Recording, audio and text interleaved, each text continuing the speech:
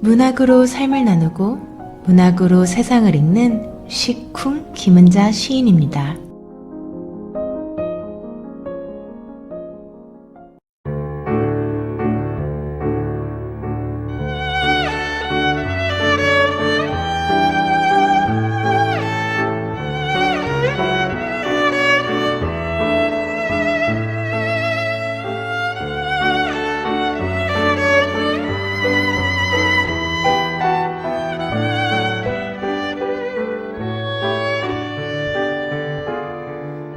(11월도) 벌써 중순으로 접어들고 있습니다. 나무도 이제 겨울채비를 끝낸 것 같죠? 며칠 새 벌써 잎들을 거의 다 떨구었어요. 시와 문학을 일상 속으로 데려와서 옆에 앉혀놓고 우리들의 살아가는 얘기와 세상을 풀어보는 시간, 시쿵 시간이 돌아왔습니다. 대통령 선거 결과를 두고 참 요즘 미국 시끄럽습니다. 우리 조국 대한민국도 이렇게 저렇게 시끄러운 것은 마찬가지고요. 이럴 때 시쿵 이 시간이요. 쉬어갈 수 있는 시간이기를 바라봅니다. 그런가 하면 지난주에 코로나 백신에 관한 좋은 소식이 나왔습니다. 어서 이 코로나 정복되어야 할 텐데요. 페이스 투 페이스로 만나서 좀 문학 얘기도 하고 시 콘서트 같은 것도 좀 하고요. 그런 시간이 왔으면 좋겠습니다.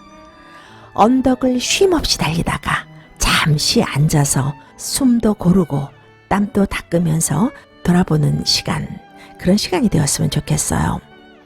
미래의 교통수단은 초음속 진공열차가 생길 거라고 합니다. 초음속 진공열차는요, 아무 저항도 없이 공중에 뜬 채로 달린다고 하는데요. 총알이 총열 안에서 날아가는 원리를 이용했대요. 워낙 속도가 빨라서 정거장이 필요하지 않을 정도라고 하던데요.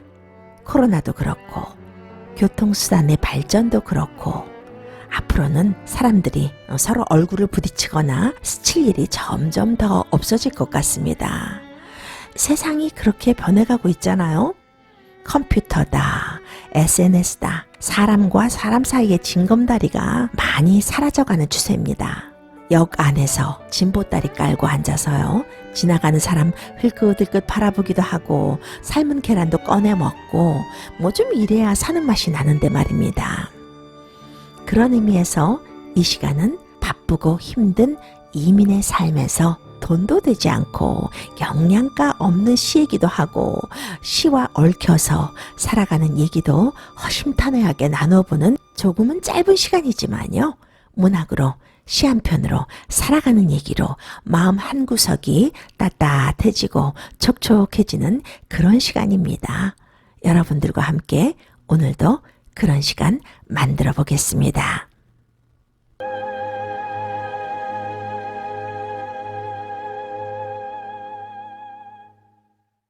해설과 감상을 곁들여서 시 한 편을 여러분들께 소개해드리는 시간입니다.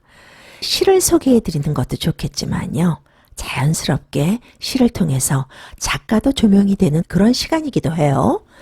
시도 시이지만 한 작가를 조명해 보는 것도 참 의미가 있습니다. 시즌 1에도 작가 탐구하는 그런 시간이 있었습니다만, 시를 통해서 한 작가를 조명해 보는 시간도 재미있고 나름 큰 의미가 있습니다. 오늘은 여러분들이 너무도 잘 아는 시인이죠. 한국 시문학사에서 서정시의 본령을 보여줬다라고 일컫는 시인이기도 합니다. 김영랑 시인에 대해서 얘기 나눠볼까 합니다.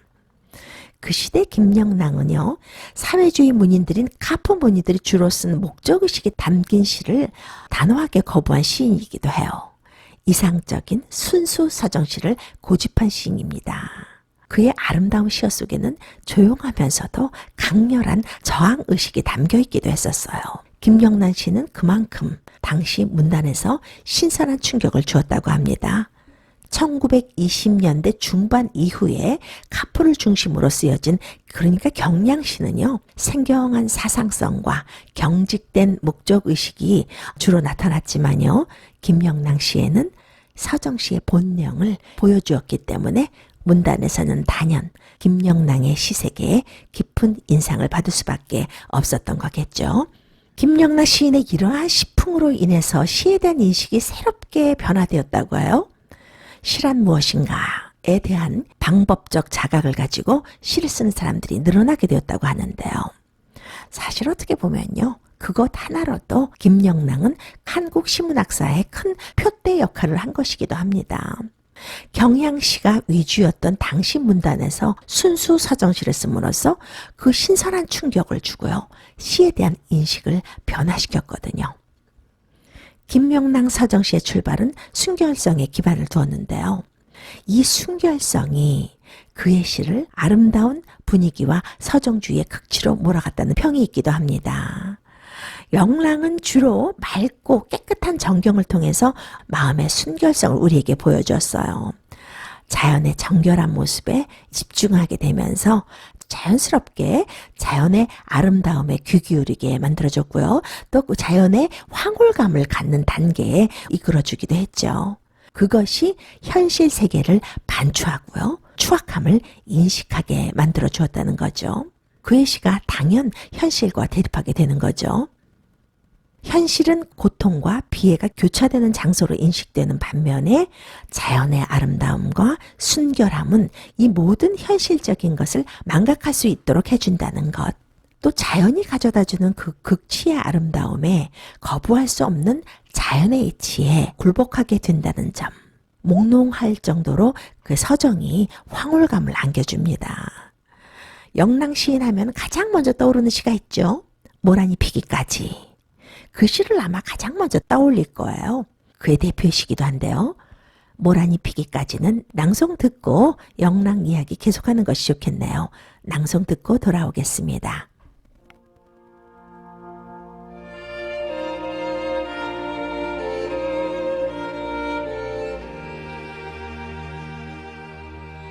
모란이 피기까지는 김영랑. 모란이 피기까지는 나는 아직 나의 봄을 기다리고 있을 테요. 모란이 뚝뚝 떨어져 버린 날, 나는 비로소 봄을 여윈 서름에 잠길 테요.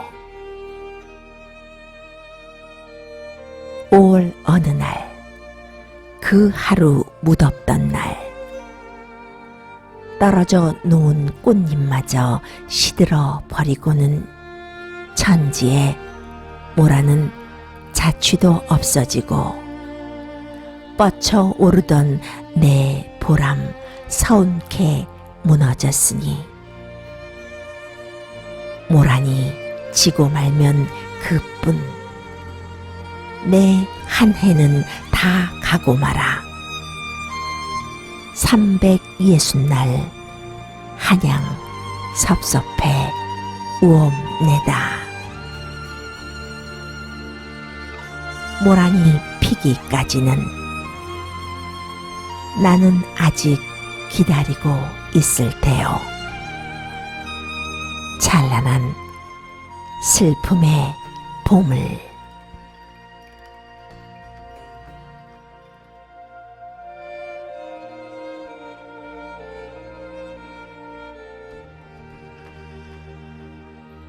모란이 사라져버리고 마음의 비탄과 상실의 감정이 남는 과정을 어쩜 이렇게 상세하게 묘사해 놓았을까요? 자연미의 정점, 아름다움을 느끼면서요, 시인이 황홀감에 가슴 설레면서 몸둘 바를 몰라 하는 것이 그대로 우리에게 전해지는 시기도 합니다. 그러면서도요, 이 황홀한 순간 그리 오래 지속되지 못하는구나, 현실을 다시 깨닫게 돼서 헛헛해지기도 하는 시입니다. 모란이 한번 흐드러지게 피어서 그 찬란한 빛을 불태웠다가 천지에 좌취도 없이 사라지는 것처럼, 그렇잖아요. 우리가 살고 있는 이 지상의 모든 아름다움, 모란처럼 그렇게 쉽게 소멸되는 것이었구나 싶잖아요. 자연의 순결성도 현실 세계의 그 혼탁함 때문에 그 모습을 확연히 드러내지 않으면서 또 자연의 황홀한 아름다움 또한 자취 없이 사라지고 마는 것이라면 영랑의 이 자연 인식은요, 참 비극적인 모습을 띌 수밖에 없는 것 같습니다. 그런데 그 비극성이 그의 시문을 좀 긴장시키고요, 그의 서정시를 가능케 한 요인인지도 모르겠습니다. 뚝뚝이라는 시어 있잖아요. 모란이 뚝뚝 떨어지는 것, 뚝뚝. 이 시어에서 모란이 정말 무정하게 사라져버리는 그 전경을 이 소리로 나타냈습니다. 떨어져 누운 꽃잎마저 시들어버리고 라는 시행을 통해서 이 처절한 상실의 순간, 그리고 또 상실 뒤에 오는 말할 수 없는 그 비탄의 정서, 그런 것들이 느껴집니다. 오죽하면 360날을 계속 울고 지냈다고 했을까요? 그리움의 깊이, 슬픔의 깊이를 느낄 수 있는 시기입니다. 영랑의 자연에 대한 인식이 시인 자신의 내부에서 우러나오는 음악적 장단과 호응을 이루면서요, 하나의 풍경을 이루었어요. 그래서 또 아름다움의 극치를 느끼게 해줍니다. 그러나 이 시가 아름다움의 극치, 서정의 아름다움, 그것 하나로 끝난다면 우리 한국인들 마음속에 이토록 오랫동안 남아서 시시때때 우리로 하여금 이 시를 기억하게 만들었을까요? 이 시는요, 봄과 모란, 그 찬란한 슬픔을 통해서요, 그 역설적 표현을 통해서 의미, 어떤 면에서는 정서상 역전을 꿈꾼 시기도 합니다. 모란을 소재로 하면서 영원할 수밖에 없는 지상적 아름다움에 대한 기다림과 비애를 노래하면서도 지상의 아름다움은 지 아무리 애써도 영원할 수 없다라는 삶의 이치를 말해주고 있습니다. 화무시빌홍이라는 말도 있잖아요. 아무리 붉고 탐스러운 꽃도 열흘을 넘기지 못한다는 말. 아무리 막강한 권력이라고 해도 10년을 넘기지 못하고, 아무리 아름다운 것도 열흘을 넘기지 못한다는 말인데요. 한번 흥한 것은 반드시 쇠하기 마련이다 라는 뜻이기도 합니다. 태어남과 피어남이 기쁨이라면요, 죽음과 떨어짐은 슬픔입니다. 산다는 것은 이런 기쁨과 슬픔을 누리는 일이기도 한데요. 이 시는 그런 문제를 논하고 있는 시기도 합니다. 모란이 피기까지는 기다리고 있을 테요. 아직 피지 않은 모란, 거기서 오히려 보람이나 소망이 엿보이죠. 세 번째 해과 네 번째 해 모람이 뚝뚝 떨어져 버린 날, 나는 비로소 봄을 여윈 서름에 잠길 테요. 이 시귀에서는 뚝뚝이라는 시어가 절망의 고조처럼 느껴지기도 합니다. 꽃이 떨어져서 360날을 한양 섭섭해 우옵내다 했잖아요. 이 시기에서는 모란이 지고 난 후의 절망감이 얼마나 깊은지 보여주고 있습니다. 기다리던 소망, 보람이 와르르 무너져 버리고 슬픔에 잠겨 사는 모습이 그대로 그려 있잖아요. 그런 것 같아요. 꽃이라고 생각했던 것, 소망이라고 지켜왔던 것, 와르르 무너져 버린 적 우리 얼마나 많습니까? 내가 이번에 이것 하나 성공하면, 이 기회 한번 잡으면 영원히 잘 살 것 같은 그런 느낌, 다 그런 걸 느껴서 또 그것이 사는 이유이기도 합니다만, 그런 것들이 무너졌을 때 비단 360날 뿐이겠습니까? 그 절망감은요, 두고두고 일평생 가슴에 박혀서 시시때때 우리를 괴롭히기도 합니다. 놀라운 건요, 다시 마지막 행이에요. 모란이 피기까지는 나는 아직 기다리고 있을 테요. 찬란한 슬픔의 보물이라고 쓴 마지막 행. 어떻게 보면 첫 행, 두 번째 행과 반복 똑같은 얘기입니다. 그래도요, 모란이 피는 봄을 다시 기다리고 있는 모습이 보입니다. 대단한 역설이기도 합니다. 제 개인적인 생각입니다만, 저는 모란이 피는 봄을 찬란하지만 슬프다고 표현하는 것에 잠시 멈춰서고 싶어요. 모란이 피었을 때는 찬란하지만 다시 모란이 지게 되는 슬픔에 대해서 아무래도 좀 더 생각해 볼 여지가 있는 것 같아요. 아름다움, 그 덧없음에 대한 슬픔이 결합된 모습이기도 한데요. 아름다움의 유한성, 그러니까 세상 그 어떤 아름다움과 행복도 한순간이다. 이론적으로는 잘 알고 있는 거죠. 그러나 다시 한번 되새기게 만들어주는 시기이기도 합니다. 더 주목하고 싶은 것은요. 그럼에도 불구하고 맨 끝 시기, 다시 모란이 피기까지 꽃이 피기를 기다리는 마음, 끝없는 희망과 기대로의 정진, 비애까지도 슬픔까지도 다 몰고 가서 아름다움으로 승화시키는 마음, 뭐 그런 것들이 우리의 마음을 촉촉하게 해주면서 좀 단단하게 만들어주는 것 같아서요. 두고두고 우리로 하여금 또 이 시를 기억하게 해주는 것 같아서요. 김영랑 시인의 본명은 김윤식입니다. 1903년 전라남도 강진에서 출생했어요. 전라남도 강진에 있는 이 대지주의 5남매 중에 맏아들로 태어나서 한학을 배우면서 자랐다고 합니다. 강진 보통학교를 마치고 서울에 올라와서 휘문의숙을 다니다가 3.1운동으로 6개월간의 옥고를 치르기도 했고요. 또 이 일로 휘문의숙을 중퇴해서 일본으로 건너가서 공부를 하기도 하죠. 그리고는 관동 대지진이 일어났을 때 학업을 중단하고 일본에서 강진으로 되돌아오게 됩니다. 강진에서 무료한 생활을 하고 있던 중에요. 영랑에게 그 마을 송정리의 친구 박용철이 찾아와서 시 전문지를 같이 내자고 제안을 한다고 합니다. 둘은 오랜 수기 끝에 사제를 털어서 시문학 창간호를 1930년에 발간하게 되죠. 1930년은 김영랑의 해라고 해도 과언이 아닙니다. 오늘 우리가 나눈 그의 대표작 모란이 피기까지 이 시 역시 이 무렵에 쓴 시인데요. 문학사학자들은 순수서정시라고 부르기도 합니다. 그해 3월에 간행된 시문학 창간호에 13편의 그의 시가 한꺼번에 발표가 됩니다. 시단에 화려하게 등장하게 되죠. 그리고는 같은 해 5월에 나온 시문학 2호에 무려 그의 시 9편의 시가 발표됩니다. 그러니까 20편이 넘는 작품을요, 1930년 2달 동안에 한꺼번에 발표했다는 얘기이기도 한데요. 시 4~5편 1년에 발표하기도 쉽지 않은 것이 현실입니다. 그런 것에 비해서 그 시대에 김영랑이 얼마나 시 작업에 몰두하고 열정을 가졌는지 알 수 있는 사실이기도 하죠. 1935년 첫 번째 시집 영랑 시집을 간행했고요. 일제의 민족 말살 정책이 뚜렷해지자 독을 품고라는 저항시를 쓰기도 했습니다. 김영랑 시인은요, 신사참배, 창씨 개명 등 모두 저항을 한 시인이기도 합니다. 그로 인해서 두어 차례 붓을 꺾기도 한 시인이기도 해요. 해방 후에는 시작 활동에 더욱 전념하죠. 그러다가 6.25 한국전쟁 당시에 서울 수복 전투 중에 서울을 탈출하지 못하고 포탄 파편에 맞아서 참 안타깝게도 48살 젊은 나이로 사망하게 됩니다. 김영랑의 시는요, 자연을 새로운 시각으로 바라보면서 그것을 아름다운 언어와 절묘한 기법으로 그만의 은율로 표현하였다는 사실 하나만으로도 나름의 충분한 가치를 지녔다는 평입니다.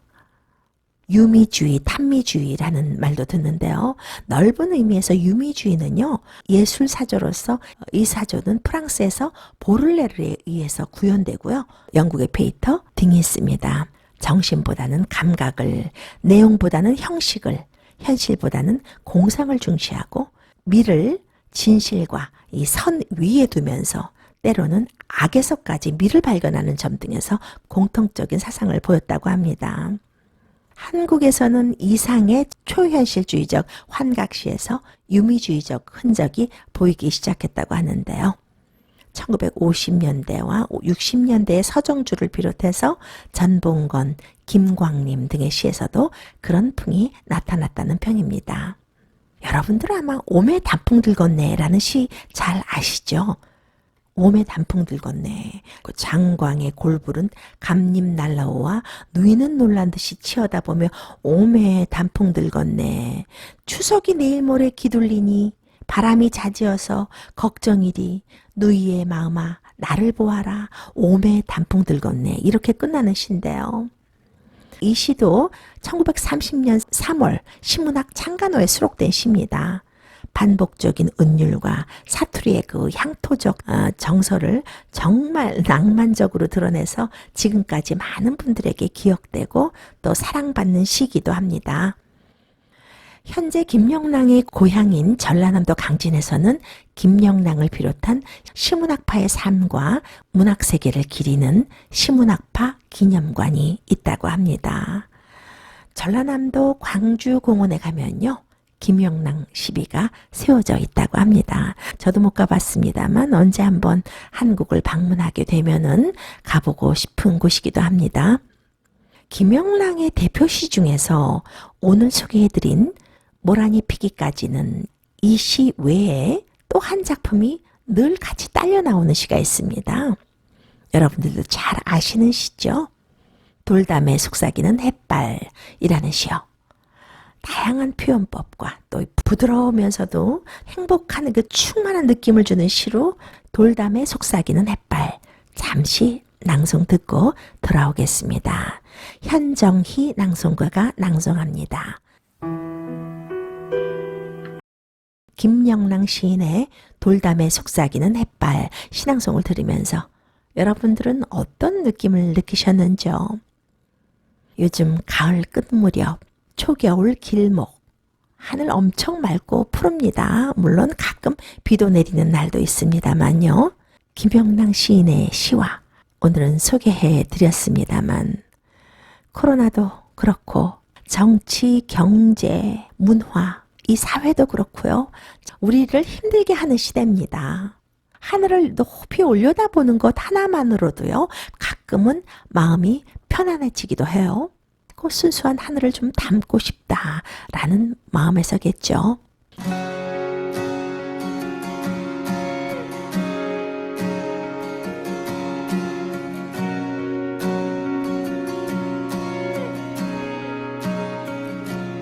여러분들은 지금 동포사회의 문학의 저변화, 문학의 전문화, 문학으로 삶을 나누고 문학으로 세상을 읽는 김은자의 시쿵을 듣고 계십니다.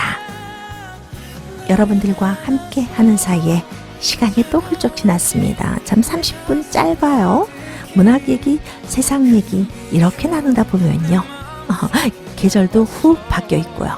최겨울 날씨가 쌀쌀해졌습니다. 코로나가 더욱 기승을 부린다고 하는데요. 건강 유의하시고 다음 주에 만나 뵙겠습니다. 김은자였습니다.